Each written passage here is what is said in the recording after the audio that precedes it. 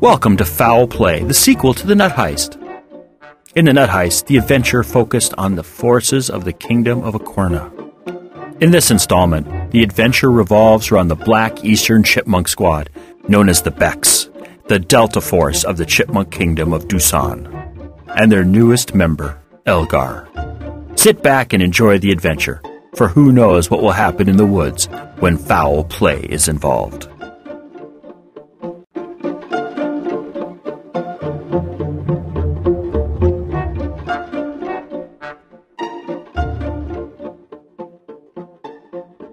Fowl Play by Trisha M. Wilson. Episode 2. Chapter 2. Into the Forest. The next morning, Jasna got up very early, dressed, and went to Elgar's room. Knocking loudly, she waited for Elgar to open the door. Dressed in green moss pajamas and yellow moss slippers, Elgar's eyes opened very wide at the appearance of Jasna at his door. "Ma'am, I wasn't expecting you this early. Come in, he said, opening the door wider and letting Jasna in. "I know it is early, but I am leaving in a little while and need to speak with you." Turning so she was able to look at him, she said, "Sit down, Elgar. Today is your first day of training. I know that up until now you have simply been living on your family's farm and doing various jobs there. But today is the first day of your new life. Those old skills may aid you for what you will be doing with the Becks. But as the leader of this group, I need to know that you are up to anything that might be thrown at you and us." "Like what?" Elgar asked, looking both excited and apprehensive. "Walking through the woods at night, breaking into buildings without the inhabitants knowing, living off the land. You name it, you should be ready for it. That is why you need to be trained. Each member of this squad has the skills necessary to do whatever needs to be done. We all have our specialties, but any given time, we're able to take over for one another. Today, you'll be leaving here and going with Eld into the forest. There, you will learn how to survive off the land. He will teach you everything he knows, and it is imperative that you learn as much as possible. You never know when these skills will be needed. Moreover, every chipmunk should know how to take care of themselves in the woods. Pay attention, because when Eld believes you're ready, he'll bring you back, and then I will test you on your knowledge and skills." Elgar began to look concerned. "What happens if I don't pass this test?" he asked, his voice quivering at the thought. Jasna smiled comfortingly and said, "We will talk about that eventuality if and when it occurs. Just know you really do not want to fail. Understand?" Elgar nodded his head. "Good," Jasna said. Walking toward the door, she said, "I will see you in a few weeks. Do whatever Eld tells you to do. Train hard, and I know you'll be a great member of this squad one day. Goodbye." "Bye," Elgar said, looking distracted. Then he remembered something she hadn't mentioned. Running to his door, he yelled after her, "When are we leaving?" "In about an hour. You'll want to eat before then," she said, not even turning around. As she turned the corner, Elgar ran back into his room and began packing everything he thought he might need. Finishing in record time and with bag and paw, he went to the dining room to eat before he went into the forest. After Jasna's talk with Elgar, she went directly to the briefing room where she'd left her bag. Walking in, she saw Perun, already prepared to go. Slinging her bag onto her back, she said, "Morning, Perun. Ready to go?" "Yes," he replied. "Good. We're going to go to the bunny station. There, we'll pick up the early sleigh and get into the kingdom," she said, walking toward the outside door. "Where are we going once we're in?" he asked, walking behind her. "I'll tell you everything once we're on the sleigh. Our spies tell us that nobody else will be on the sleigh today because everyone is already in the kingdom." "Why?" Perun asked. "Later," Jasna said shortly, leading the way toward the station. She could hear Perun grumbling behind her back about lack of information, but she only smiled to herself and picked up the speed of her steps. Eld found Elgar eating a third helping of breakfast. Looking at the kid, Eld wondered if he'd ever been that young. Probably, but at least he'd grown up a little before joining the Becks. This kid was so green that Eld thought he could see a greenish tint to his fur. Shaking his head at the hallucination, he shut the dining room door behind him and walked toward the table. "I see you found the food. Left any for the rest of us?" Eld asked, sitting across from Elgar. "Oh, yes, sir. There's a lot of food left. You want me to get you some?" Elgar asked as he began to get to his feet. "No, thank you. I've already eaten. We're going to be leaving in about 10 minutes. Have you packed?" "Yes, sir. I've packed my clothes and bug spray and—" "You don't have to go over everything. Meet me by the front doors with your bag in 10 minutes. Eld got up and walked out of the room. "Yes, sir. Don't worry. I won't keep you waiting." Leaving headquarters, Eld led Elgar directly toward the woods.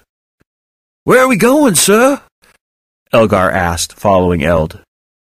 "There's a good camping place about 500 squirrel leaps into the woods. That's our final destination," Eld said. 500 squirrel leaps? We have to walk 500 squirrel leaps? Yes. In our line of work, 500 squirrel leaps is nothing. As you gradually become a full member of the squad, you'll be expected to be able to travel up to 15 or 20,000 squirrel leaps in one day. 15 or 20,000 squirrel leaps? Elgar squeaked as if he had never heard of such distances. But that's the distance from here to clear across the entire forest, isn't it? Just about. From tip to tip, the forest is about 30,000 squirrel leaps wide. Don't worry. Soon you won't find such distances daunting, Eld said, walking off the path. Why are we leaving the path, sir? Elgar asked, meekly following. Firstly, you don't have to call me sir. My name is Eld, not sir. You can call all of us by our first names. Well, except the general. But you won't meet him for a while, so don't worry. Secondly, we are leaving the trail, so we cannot be followed easily. That is the first thing you need to learn. Do not let others follow you unless you have a reason. Also, you should never, ever let anyone know where you live or guide them to our headquarters. Our very existence is a closely guarded secret, and if anyone knew we operated for Lord Zenith and Madame Penelope, we would have a hard time doing what needs to be done. Understand? Eld turned around, waiting for Elgar's answer. Oh, yes, sir. I mean, Eld, I understand. I won't let anyone ever follow me, and I'd go through torture before I told anyone where our headquarters was or who I worked for. Eld smiled slightly at Elgar's enthusiastic response. Hopefully, it will never come to that. Turning around again, they began to go deeper into the forest. The first thing to know about being able to survive in the woods is to make as little noise as possible. With every step you take, you should only be able to hear a whisper coming from that step. Make any more noise, and someone will be able to find you, be it another chipmunk, a squirrel, or some monster such as giants. You don't want others to know where you are, Eld said. How do you walk so quietly? I'm trying to be quiet, but I'm always stepping on twigs or crunching the snow, Elgar said, frowning at his feet. It comes with a lot of practice, but the first thing you should do is look ahead of you and register anything capable of making noise if you touch it. Look ahead of us. What do you see? Eld asked, turning slightly so Elgar would be able to see in front of them clearly. Elgar looked around for a minute before he said, I see some trees and bushes and grass. Eld shook his head. Look more closely. What do you see that would make noise if you touched it? Elgar looked again and said slowly, Well, if we walked through the bushes, they'd move and make noise, and those tree branches are low and could make noise if we moved them out of our way. What else? Eld asked. Don't forget to look at the ground. There are a lot of little sticks by that tree over there, and they'd snap and make noise if we stepped on them. Good. Now that you've identified some potential noisemakers, how are you going to get around them silently? We could go to the trees and hop around the obstacles, Elgar suggested. Look up at the trees. Those trees would give our position away because they're all young. They would never be able to hold our weight like older trees can. I guess you're right, Elgar said. So instead of going into the trees, we could walk around this area and avoid the obstacles altogether. That's a good idea. And we could do that today. But not every situation will give you that option. Sometimes, there's only one way into the area you're going to. Other times, going around will take you more time than you have, so you have to go through an area you would rather avoid. Pretend that is the situation. How are you going to get through these obstacles without making noise? Eld asked. Elgar looked around and muttered to himself a little. Eld wasn't able to catch much of the mutterings, but he thought he heard something about the mad ninja skills Elgar would need to get out of this situation. Elgar looked up after a minute and said, "There's a way through this mess, right?" Oh, yes. The answer is most likely easier than whatever you are thinking. That is another thing to remember. The easiest answer most likely is the right one. Okay. To get through the area, what I do is step carefully through the twigs, around each bush, and duck under the tree limbs. How's that for an answer? Very good thinking. You're not moving anything from its natural state, so you won't announce to the world you've been here. By going through an area most people would make noise in, you cover your tracks well because everyone would think that nobody could get through this area without breaking a twig. Now lead the way and get us out of this area. Don't worry if you make some noise or move something. Just keep going. There is a clearing about 100 square leaps from here where we can rest and talk about how you did. Lead the way, Eld said, getting out of Elgar's way. Elgar looked nervous as he started to walk. The first steps he took, he broke twigs, but he kept going, knowing he had to try his best to get through the obstacle course. Concentrating on the world around him, and with sweat pouring down his face, Elgar focused on taking one step at a time. As he began to feel confident that he was not going to step on anything, he would suddenly brush against a particularly loud bush or hit himself in the head with a branch, loudly announcing to the world his presence. Slowly but surely, he started to get the hang of stepping carefully and avoiding other noisemakers. After what felt like an eternity, Elgar could see the clearing ahead. Suddenly, in a hurry, he began to move faster, but he wasn't watching what he was doing and ran right into a tree limb. Careful! Don't hurry.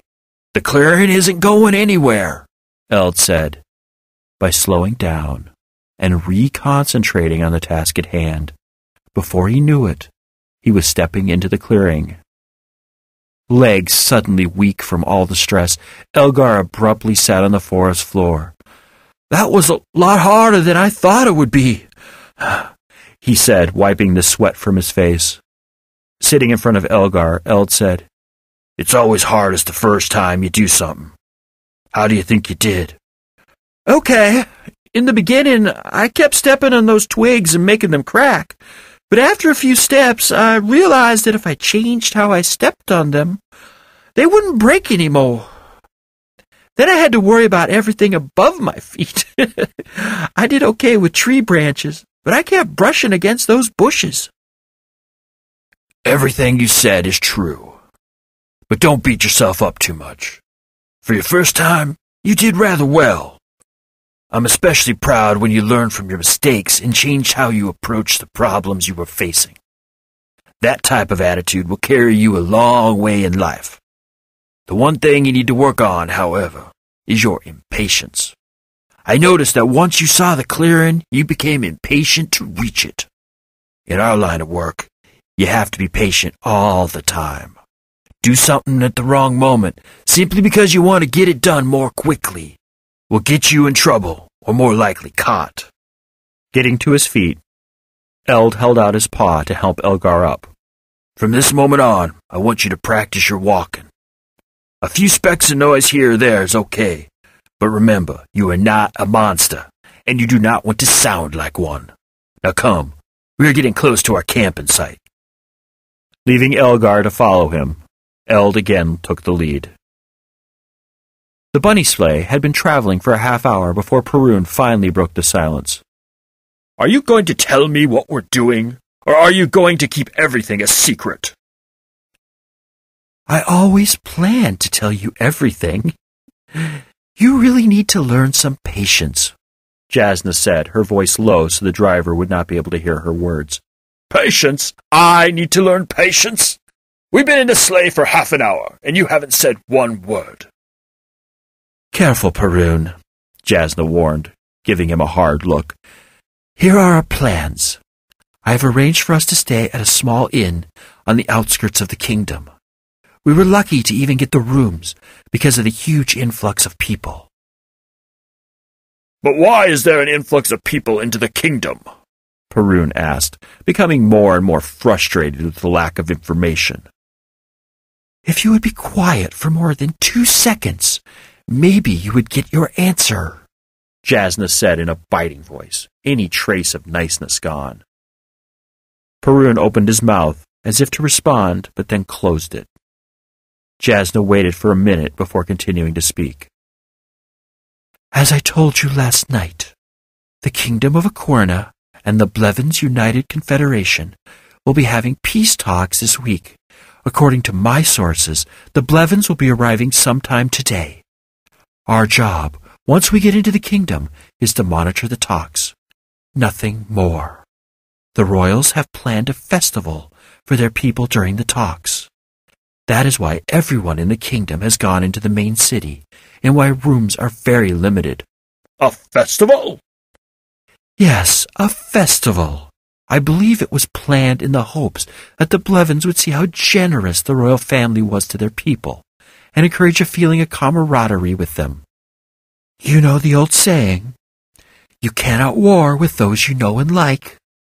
If the Blevins' representatives begin to like the Acorna, they are more likely to create some type of treaty." Perun pondered that thought for a moment. "It is a good strategy for them. But how are we going to learn about the proceedings? It isn't as though they will broadcast every day how they are doing with the negotiations, and if they are still working on a settlement." "That is where some of my spies and contacts come into play. Because of the festival, we will be able to more freely walk around the kingdom and interact with people who we normally wouldn't. A few of my spies are close enough to the situation that I will be able to get an accurate report of that day's progress if the need arises." "So we will be going to the festival and acting as if we were having a great time. But we will be really getting information about everything that is going on. It is a good plan, one I should have seen myself," Perun said, looking out the sleigh's window. Jasna followed his gaze and said, "Yes, and you would have if you had some patience. Look, we are coming to the stop. The inn is not far from here. After we settle in, we will go looking around the kingdom on the pretense that we are tourists and want to see the sights." "I didn't bring my camera," Perun said as the sleigh stopped moving. "Don't worry, I did."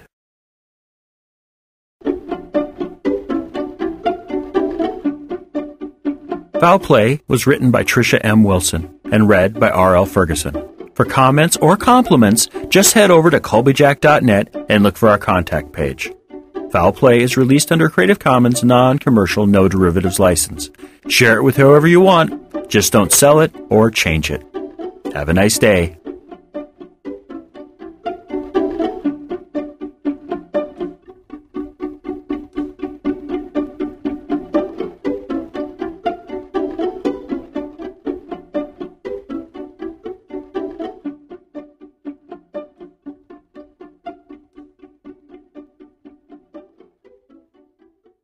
Foul Play is now available in ebook format from Amazon.com, Barnes & Noble, and Smashwords. While you're there, check out her other titles such as The Nut Heist, the prequel to Foul Play, or Nightmare, A Tale of Obsession and Murder. Links to all her wonderful titles are available at our homepage at Colbyjack.net.